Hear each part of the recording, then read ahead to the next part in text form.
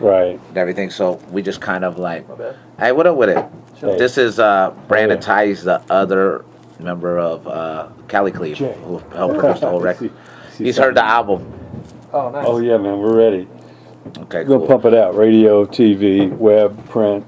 Yeah, so I want to make sure that we focus mainly on the album. I'm just giving you some insight about the other things that's going on. Oh yeah. You know, basically No, what. it all revolves around the same world, but this is a special planet that you're releasing here. Yeah, exactly. Well, me and just me and Scoop, we want to do something like for the Cannabis Cup. You know, everybody's at these booths, you know, giving away whatever dabs or whatever they're giving away, you know, showing off their flower and all that stuff. And we, you know, we want to have our music over there. Loud Pack, something for the stoners. Just something that's, you know, made sense. So that's why we did it. So that's just a little one-off song. You just No, it's a whole project, bro. It's a. Oh, is that it's right? You're talking about the prescription. No, I'm talking about the me and Scoop DeVille. We dropped something called the Loud Pack EP at the Cannabis Cup, but we just dropped a song online today. That's what we did.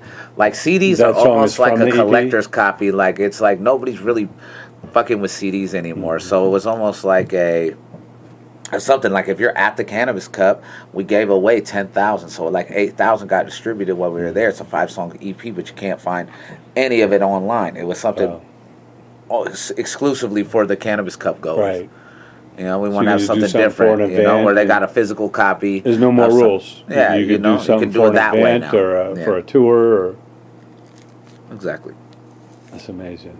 All right. Now talk about, you know, the making of this record. What was the feeling? Because obviously you're doing the SerialKillaz, you're doing your other solo stuff. So come to this. Yeah. What's the new feeling? What was the idea coming in? Well, the idea behind Losing Focus was just detaching from the norm and doing something completely original and new.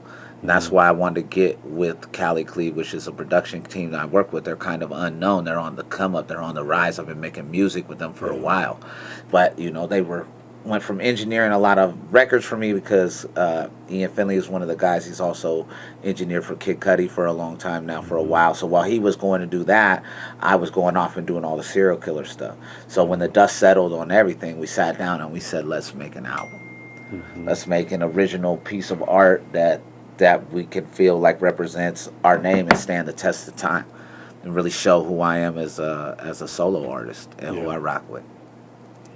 So what was the chemistry like as far as who was playing what roles? You know, how did you... And well, we all just made the music together. I mean, we have been making music together for a while, so it's just the natural progression of it. It's just not wanting to necessarily do it over other people's production and do it for something in a direction we knew we could move in together. To do it as a complete... Yeah, exactly. And make an album, make something that's like I envisioned being like something that you would play from front to back. Like, let's say you're driving somewhere with your friends, hotboxing, getting stoned, going somewhere. Like, I never did a project like that. I've done a lot of projects, mixtapes, but this is different. This is like a full-blown album. It's its own entity. It sits alone. It's different tracks that have been coming out, like the track with Logic and King Chip and Gleamin' and the song We Still Here with Dizzy Wright. Like, they stand on their own, but the complete body of work is the focus.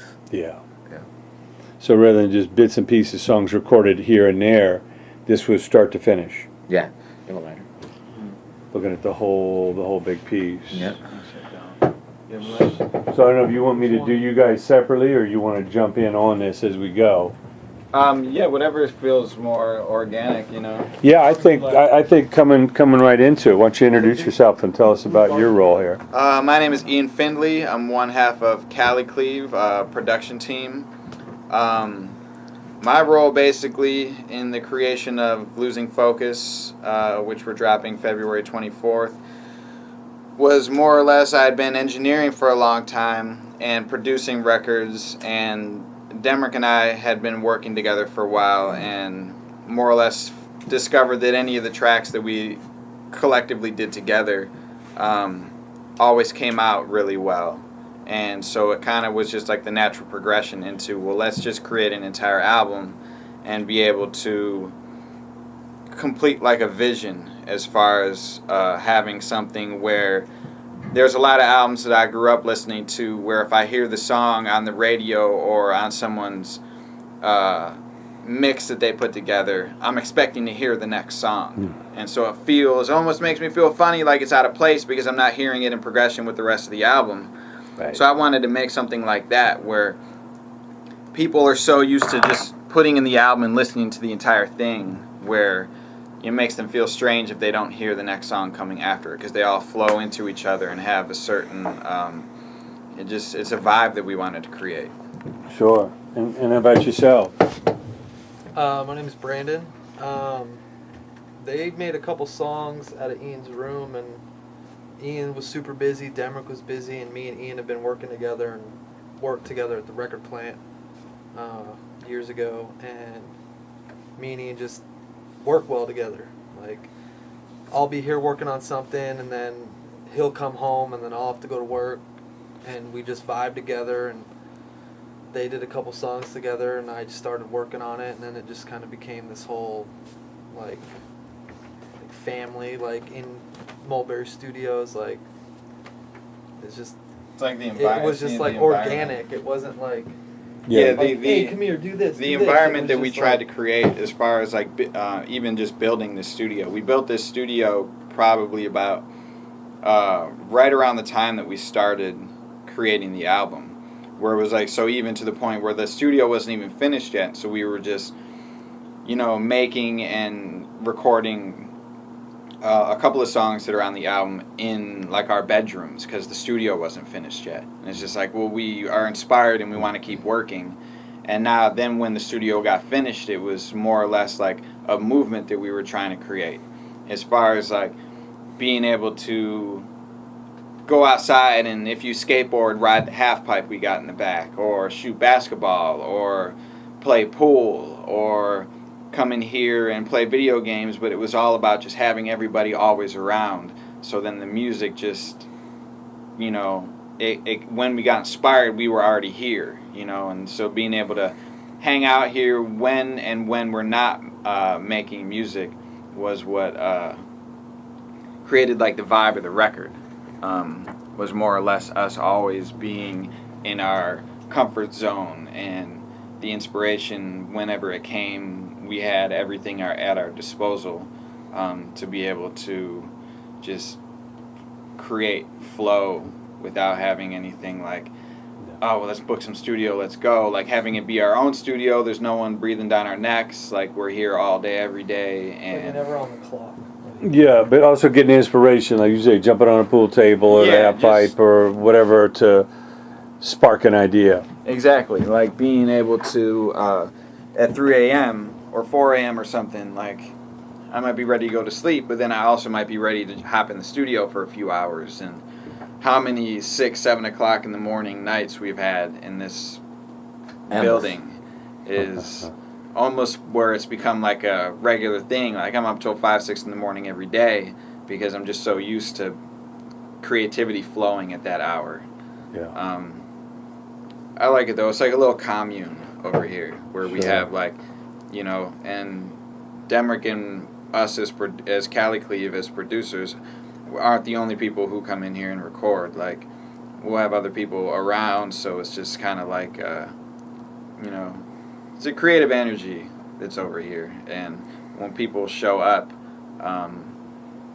everybody feels it and everyone's comfortable here. And that's like, when we built the studio, that's what we had in mind. Sure. Yeah. So, Demrick, what were some of your favorite songs on the album and why? Give us a little behind the scene. I mean, I think that it shifted over time. Like, originally, the title track has been one that stuck the whole time because it was the inception of the record. It's in 3/4 instead of 4/4 time, and a lot different than your typical music that gets released. And it's called Losing Focus, which we titled the whole album after. It's like, and it just set the bar for the direction we're going. But I really like the intro because of just what it means. Like, if you take a look and if you look at the record and how it builds from the beginning to end, it's almost essentially a good understanding of how the whole album is going to be. something that's just continuing to build, and it's a true statement of where I'm at artistically at the moment. I say a lot of stuff about how I feel about how I should be perceived, how I am perceived, how I'm living, what me and my people are doing, what me and my friends, and how we're making music and how we're living our lives, and the mindset right now. And it's called We Still Up, you know. And if you listen to that record and you really listen to the wordplay, and I feel like I'm going in on it, and just the overall presentation of the song, it's just a true, you know, look into my life at this moment. Sure.